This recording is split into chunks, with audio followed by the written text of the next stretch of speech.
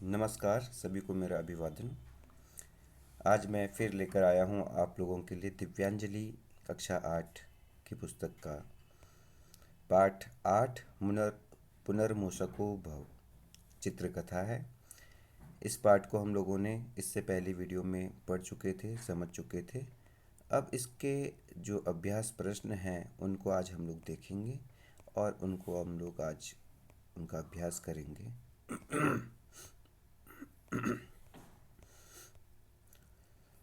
तो आइए अभ्यास करते हैं, सभी ध्यान से देखेंगे।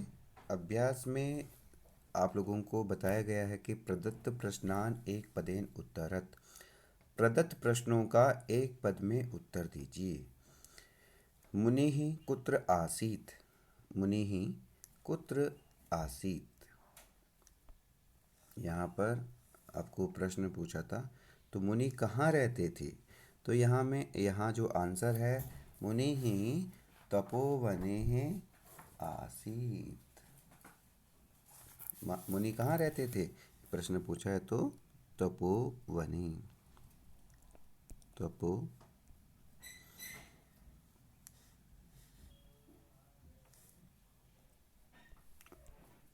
तपोवने यहाँ पर आंसर होगा।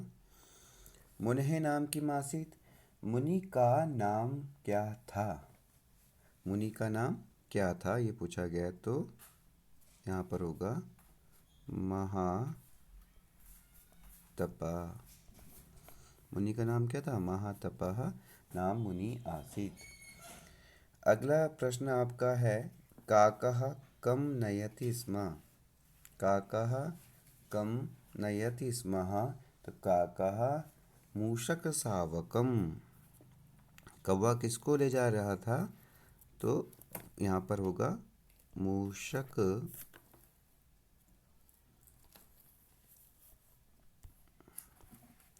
शावकम।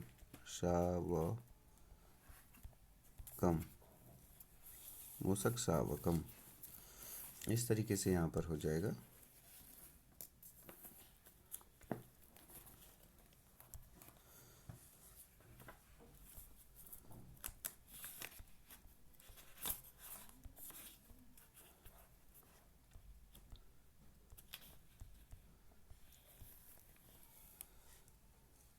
मूषक शावकम।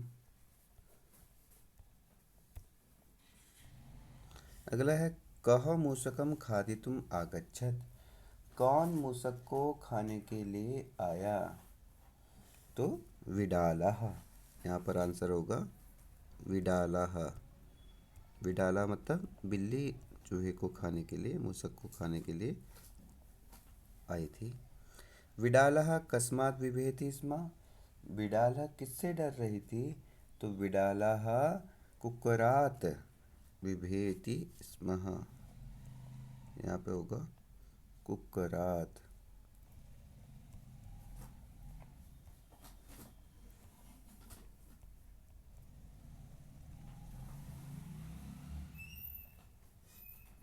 कुक्कुरात् बिभेति स्म। इस तरीके से ये एक पद में उत्तर आपके पूरे हुए। इसके बाद क्वेश्चन नंबर 2 है, प्रदत्तान प्रश्नान पूर्ण वाक्येन उत्तरत। प्रदत्त प्रश्नों का पूर्ण वाक्य में उत्तर दीजिए। दयालुः मुनि मूषक शावकम कथम संवर्धत। इसमें आपका जो आंसर है इस तरीके से होगा कि इसमें जो आपको तीसरा जो चित्र यहाँ पे आपके पुस्तक में दिया गया है, तीसरे चित्र में इसका आंसर है। चित्र संख्या 3 में जो लिखा है वही इसका आंसर है। आप लोग देख सकते हैं, स्वभावेन दयालु मुनिः। स्वभावेन दयालु मुनि से लेकर और आपका अन्न कणैः संवर्धत च, यहाँ तक हो जाएगा। आप लोग देख सकते हैं, अन्न कणैः संवर्धत, यहाँ तक हो जाएगा। च तक इसका आंसर हो जाएगा। चित्र नंबर 3 में दिया गया, आप लोग देख सकते हैं, वो पूरी लाइन यहाँ पर आ जाएगी। आपका ख है इसमें, प्रश्न नंबर 2 का ख है, विडालः दृष्ट्वा मुनि किम उवाच। विडाल को देखकर मुनि ने क्या कहा। इसमें आपका जो पांचवा चित्र है, चित्र संख्या 5वें में इसका उत्तर दिया गया है। ब्रैकेट में दिया गया है जो चित्र 5वें में यहाँ पर दिया गया है। यहाँ पे कहा था कुक्कुरात भीतासी, कुक्कुरात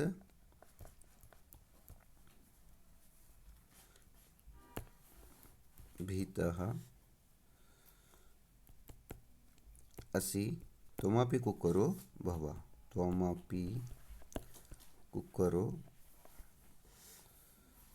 त्वमपि कुक्कुरो भव, कुक्कुरो भव। इस तरीके से यहाँ पे इसका आंसर होगा, आप लोग देख सकते हैं। सर्वे ऋषयः मुनयः च तं सिंहं दृष्ट्वा किं वदन्ति।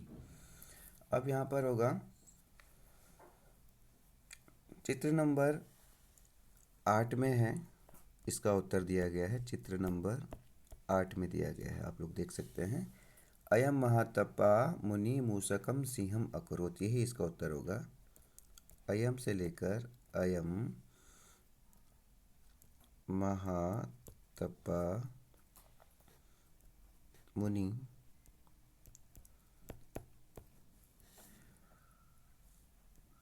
यहाँ से आगे आगे सिंहम अकरोत, यहाँ तक इसका उत्तर हो जाएगा। सिंहम अकरोत, यहाँ तक आप इसका उत्तर लिख सकते हैं। इससे आगे वाला प्रश्न है, घ सिंह किम अचिंतयत। इसका उत्तर होगा, इसका मीनिंग है सिंह किम अचिंतयत, शेर ने क्या सोचा, शेर ने क्या सोचा। तो यहाँ पर चित्र नंबर 9 में आपको इसका उत्तर मिल जाएगा। चित्र संख्या 9 में इसका उत्तर पूरा दिया गया है। यावद अयम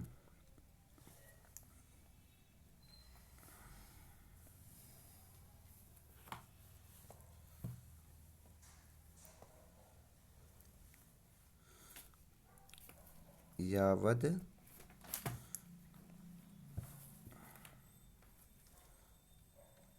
यावद अयम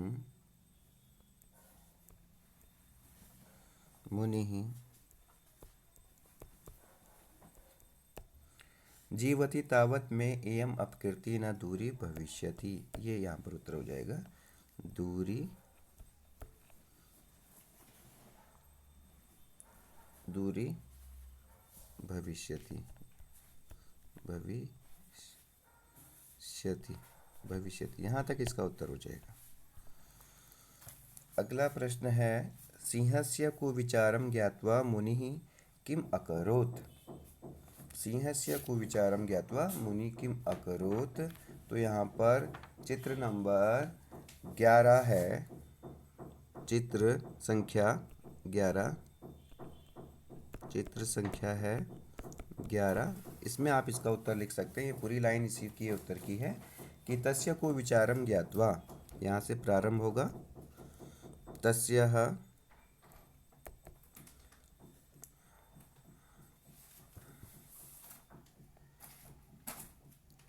को विचारम ज्ञात्वा, ज्ञात्वा से यहाँ से प्रारंभ होगा और तम मूसकम कृतवान, मूसकम यहाँ तक इसका उत्तर हो जाएगा। मूसकम कृतवान, कृतवान, इस तरीके से इसका यहाँ पर उत्तर हो जाएगा।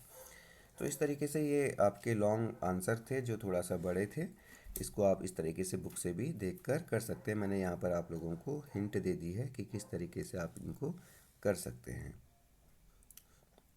चित्र संख्या भी मैंने दी है और आप उसको उस तरीके से भी पूरा कर सकते हैं। इसके बाद है आप लोगों को प्रदत्त पदानाम प्रकृति प्रत्यय विभागम कुरुता। दिए गए शब्दों में से मूल शब्द और प्रत्यय अलग कीजिए। आपको यहाँ पर मूल शब्द अलग लिखना है और जो इसमें प्रत्यय लगा उसको भी अलग लिखना होगा। तो खादितुम, खादितुम यहाँ पर ये शब्द दिया गया है, तो इसमें आप लिख सकते हैं कि खाद धातु है और तुमुन प्रत्यय यहाँ पर लगा हुआ है, तुमुन। तो इस तरीके से इसको प्रकृति प्रत्यय का मतलब क्या होता है, यहाँ पर मूल शब्द और प्रत्यय अलग करके लिखिए। प्रकृति का मतलब है, प्रकृति इसकी मूल शब्द है, खाद धातु है, और प्रत्यय क्या है, तुमुन लगा है। तो प्रकृति का मतलब है मूल जो धातु है, और प्रत्यय आप लोग जानते हैं कि तुमुन प्रत्यय है। तो इसी दो को हम प्रकृति प्रत्यय कहते हैं। प्रकृति का मतलब है जो मूल शब्द है या कोई धातु है, और उसके पीछे लगा जो प्रत्यय है उसको हम प्रत्यय कहते हैं। यहाँ पर दृष्टवा है, तो यहाँ पर होगा दृश्य धातु है, और कौन सा प्रत्यय है, अक्त्वा प्रत्यय यहाँ पर लगा हुआ है। तो इस तरीके से हम लोग कर सकते हैं दृष्टवा। यहाँ पर भित्वा है, यहाँ पर भी धातु है, और यहाँ पर भी अक्त्वा प्रत्यय लगा हुआ है।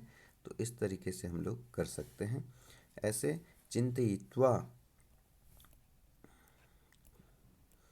चिंत यहाँ पर मूल शब्द है, धातु है, और यहाँ पर भी अक्त्वा प्रत्यय का यूज हुआ, जिसका मतलब होता है कर कर, सोच कर, भित्वा डर कर। इस तरीके से इनके अर्थ प्रयोग होते हैं। अक्त्वा प्रत्यय के डर कर, यहाँ पर देख कर, और यहाँ पर सोच कर, इस तरीके से अक्त्वा प्रत्यय के होता है। तुमुन प्रत्यय का अर्थ होता है के लिए प्रयोग होता है, तुमुन प्रत्यय के लिए, के लिए। तो इसका अर्थ हो जाएगा खादितुम, खाने के लिए। इस तरीके से इनके अर्थ प्रयोग होते हैं हमारे प्रत्ययों के। ज्ञात्वा में भी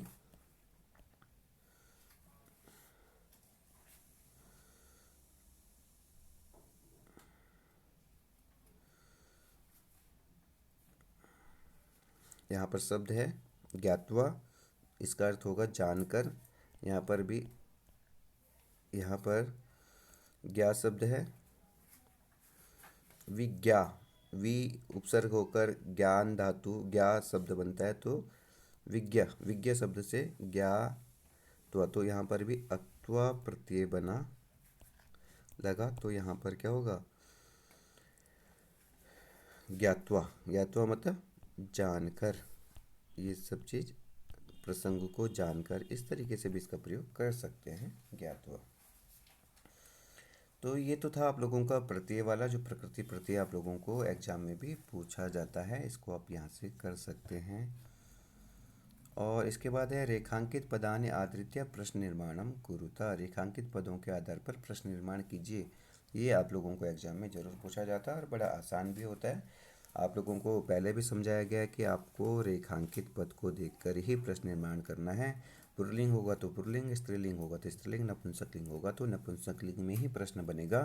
तो यहाँ पर बना है तपोवने महातपा नाम मुनि ही आसीत। तपोवने महातपा नाम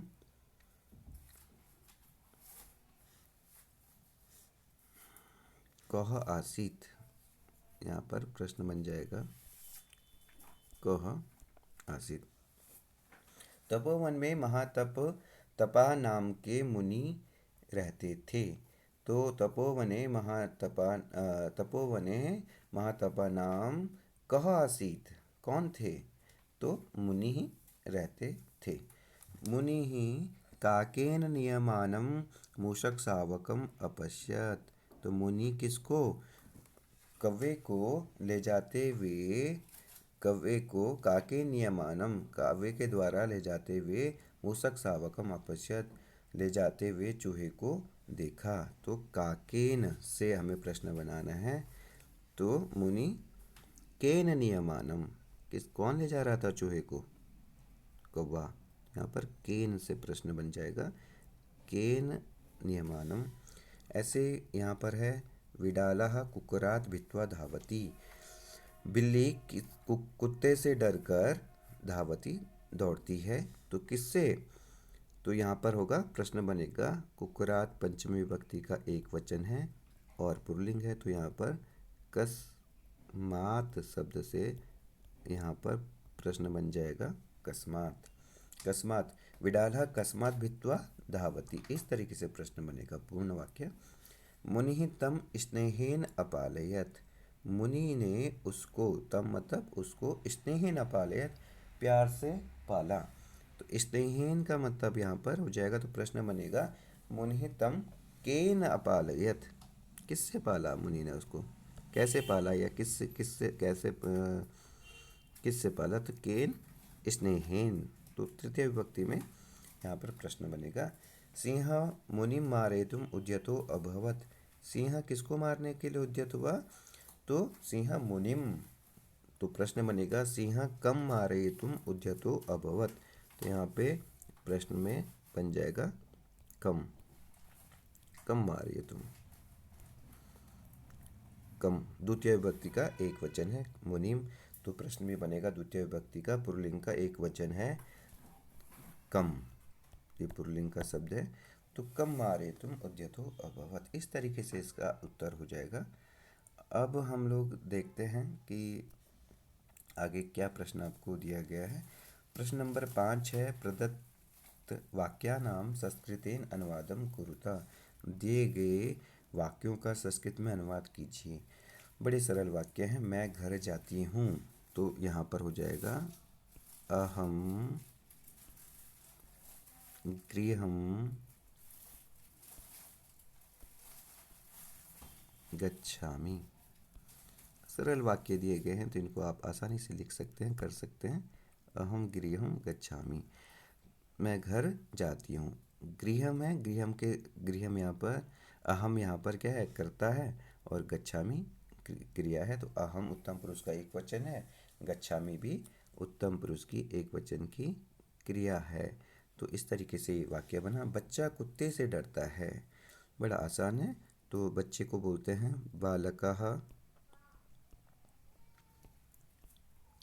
कुत्ते से पंचमी विभक्ति है, भी धातु में भी डरने के अर्थ में भी पंचमी विभक्ति का यूज होता है। बालकः कुक्करात्, बालकः कुक्करात् कुत्ते से डरता है। बालकः, यहाँ पे बालकः, ये कुक्करात् लिखा है, तो यहाँ पे क्या होगा, विभेति।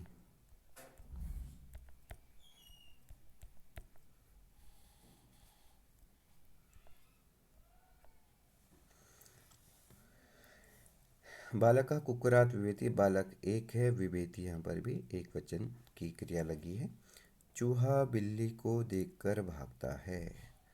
चूहा, चूहा के लिए क्या शब्द प्रयोग होता है, मूषकः। मूषकः, चूहा बिल्ली को देखकर भागता है। मूषकः विडालम देखकर, प्रत्यय यूज होगा दृष्टवा। दृष्टवा यहाँ पर प्रयोग होगा, दृष्टवा भागता है, तो क्या होगा, धावति। धावति प्रयोग हो जाएगा, दौड़ता है या भागता है। तो इस तरीके से आप लोग अनुवाद कर सकते हैं। कर्ता और क्रिया का आपको विशेष रूप से ध्यान रखना पड़ेगा कि क्या करता है, क्या यहाँ पर क्रिया प्रयोग हुई है। तुम दोनों घर जाते हो, तुम दोनों घर जाते हो। तो तुम दोनों यहाँ पे मध्यम पुरुष का दो द्विवचन की बात की गई है। त्वम युवाम, त्वम युवाम प्रयोग हो जाएगा। युवाम गृहम। अब यहाँ पर क्या बनेगा, गच्छसि गच्छतः। युवाम गृहम गच्छतः, तुम दोनों घर जाते हो। हम सब गाना गाते हैं, हम सब गाना गाते हैं। यहाँ पर उत्तम पुरुष का बहुवचन बताया गया है, वयम। हम सब, वयम। गीतम, वयम गीतम गाते हैं। गायामि गायावः गायामः, गायामः या मह, इस तरीके से आप लोग यहाँ पर वाक्य बना सकते हैं। वयम गीतम गायामा, हम सभी, वयम उत्तम पुरुष का बहुवचन, गायामा भी उत्तम पुरुष बहुवचन की क्रिया है, गीतम यहाँ पे कर्म है। ठीक है, कर्ता, कर्म और क्रिया, इन तीनों का विशेष रूप से महत्व होता है। कर्ता के अनुसार ही क्रिया लगती है और कर्म यहाँ पर हमारा बीच में लगता है। कर्म में हमेशा द्वितीय विभक्ति का प्रयोग होता है, इसका भी आपको ध्यान रखना होगा। आगे हम लोग देखते हैं यहाँ पर क्या दिया गया है। प्रश्न नंबर 6, प्रदत्त पदानाम तेषां पर्याय पदैहि सह मेलनम क्रियताम। दिए गए शब्दों का मिलान उनके पर्यायवाची शब्दों से कीजिए। आप लोगों को यहाँ पे पद दिए गए हैं और यहाँ पर पर्याय पदानी का मतलब है पर्यायवाची। आप लोगों को मैच करना है कि इसके जैसे कौन से वर्ड हो सकते हैं। जैसे संस्कृत में अपश्यत है, अपश्यत का मतलब है देखा, तो इसको हम लोग मैच कर सकते हैं दृष्टवान प्रत्यय के साथ कि हमने देखा। संवर्धत का मतलब है यहाँ पर उसको बड़ा किया, पालन पोषण किया, तो यहाँ पर पालिता हो जाएगा। संवर्धत का मतलब है पालिता हो जाएगा। खादितुम का मतलब है खाने के लिए, तो इसका भक्ष धातु भी होती है खाने के लिए, भक्षयितुम भोजन करने के लिए। स्नेहेन का मतलब है प्रेमणा, प्यार से, तो इसको प्यार से भी बोल सकते हैं, स्नेह भी बोल सकते हैं, दोनों शब्द प्रयोग होते हैं। मे का मैंने आप लोगों को बताया था पाठ में कि मम भी प्रयोग होता है। तो इस तरीके से आप लोग इनका पर्यायवाची भी कर सकते हैं, कोई कठिन नहीं है। प्रश्नात्मक गतिविधि यहाँ पे दी गई है, आप लोग इसको भी पढ़ सकते हैं, देख सकते हैं। यहाँ पर अक्त्वा प्रत्यय है, इसका प्रयोग कर सकते हैं। ये अक्त्वा प्रत्यय यहाँ पर दिया है। दिए गए चित्रों को देखकर उदाहरण के अनुसार अक्त्वा प्रत्ययांत रूप बनाइए। आपको अक्त्वा कहा यूज यहाँ पे करना है इनकी क्रिया को देखकर, जो ये क्रिया कर रहे हैं बच्चे। जैसे कि ये बच्चा पढ़ रहा था तो यहाँ पर पठ धातु से पठित्वा बना। अब ये क्या हो रही है, यहाँ पर खा रही है, तो यहाँ पर क्या हो जाएगा, इस तरीके से प्रयोग बनेंगे। तो यहाँ पर बन जाएगा खादित्वा। खाद धातु अगर हम लोग लगाते हैं तो खादित्वा हम लोग प्रयोग कर सकते हैं। यहाँ पर जल पी रहा है, पा धातु है, तो पित्वा शब्द बन सकता है, जल पीकर। और आगे अगर हम लोग इसको देखते हैं तो यहाँ पर ये देख रही हैं, तो दृष्टवा प्रयोग हो सकता है, दृष्टवा दृष्ट धातु से। यहाँ पर दौड़ रहा है, चूहा दौड़ रहा है, तो धाव धातु है, तो धावित्वा दौड़कर। और ये सोच रहा है, इस तरीके से यहाँ पे दिखाया गया है, तो यहाँ पर प्रयोग किया था सोचने के लिए, क्या ऐसा उसने सोचा, तो चिंतयित्वा, यहाँ पर चिंतयित्वा भी प्रयोग कर सकते हैं, चिंतयित्वा इस तरीके से सोचने के लिए प्रयोग होता है। आप लोग इस तरीके से इसकी भी एक्सरसाइज कर सकते हैं। मूल्य परक सूक्ति, हर पाठ के लास्ट में आप लोगों को एक सूक्ति दी जाती है और ये बड़ी विशेष होती है। अगर आप इन सूक्तियों को याद करते हैं, पढ़ते हैं और अपने जीवन में धारण करते हैं तो ये बहुत ज़्यादा महत्वपूर्ण है। और सूक्ति अगर याद है तो आप कहीं पर भी इसका प्रयोग करके अपने वाक्य को, अपनी बात को और ज़्यादा बलशाली बना सकते हैं। जैसे कि लोभः पापस्य कारणम, इसका अर्थ है कि लालच पाप का कारण है, लालच पाप का कारण है।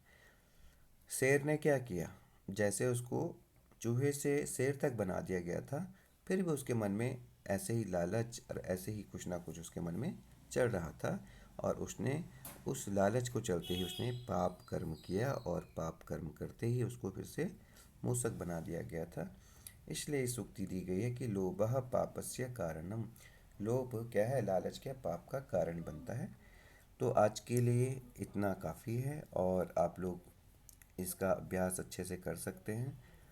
इस तरीके से धीरे धीरे आप लोग सीखेंगे, तो आप लोग इस तरीके से आगे आने वाली जो भी आपके पाठ हैं उनको पढ़ने के लिए, उनको समझने के लिए, उनको जानने के लिए इस चैनल में आप लोग बने रहिए और सीखने का प्रयास कीजिए। सीखना ज़रूरी है, समझना ज़रूरी है, ये आपके लिए बहुत ज़्यादा महत्वपूर्ण है। आज के लिए इतना काफ़ी। धन्यवाद।